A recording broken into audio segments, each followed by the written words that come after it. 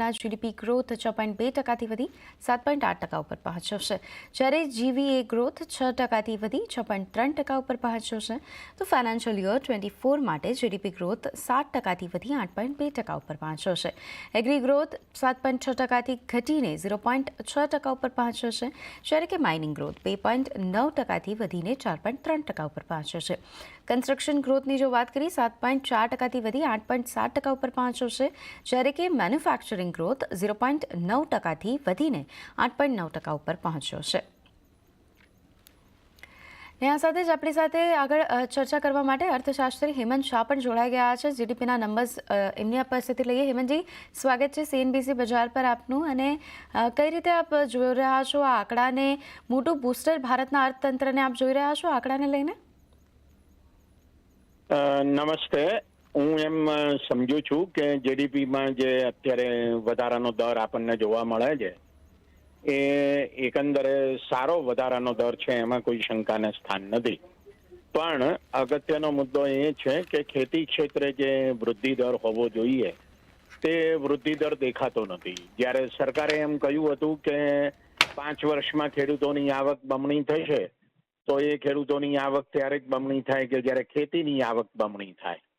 એટલે એ દ્રષ્ટિએ જોઈએ તો ખેતીમાં જે વૃદ્ધિ દર માઇનસ છે તે ખરેખર ચિંતાજનક મામલો છે.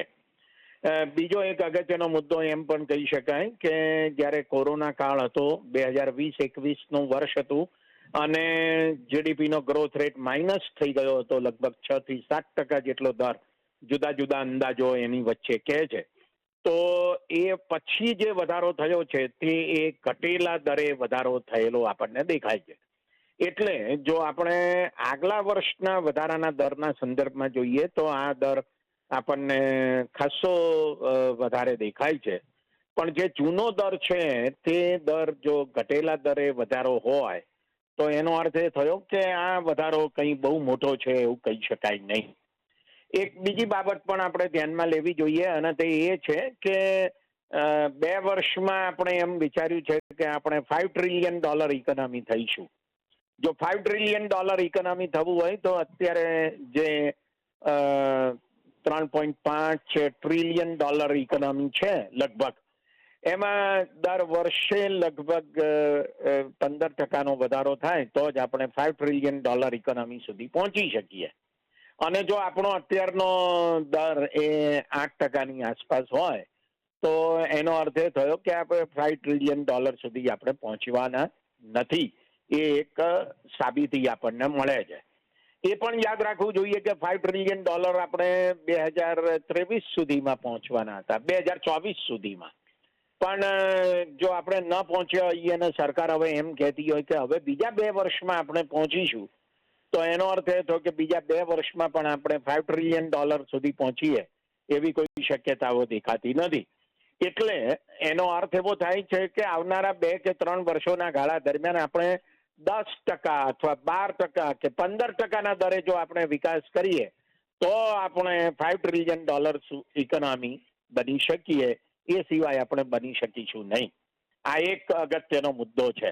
અને બીજો અગત્યનો મુદ્દો જો આપણે ચર્ચવો હોય તો એ ચર્ચવો જોઈએ કે આપણી જે માથાદીઠ આવક છે તે માથાદીઠ આવકમાં બહુ મોટો વધારો થતો નથી.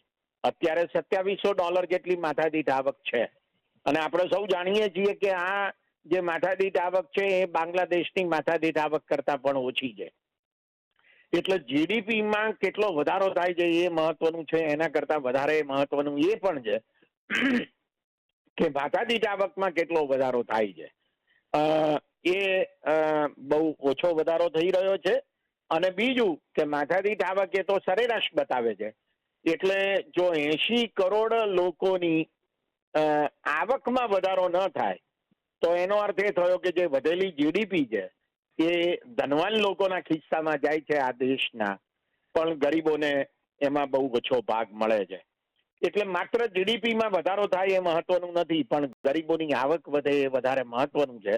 અને જો ગરીબોની આવક નહીં વધે તો જીડીપીનો વધારો એ 7-8%થી વધારે કદી થશે નહીં એ નક્કી છે, એમ મને લાગે છે. જી.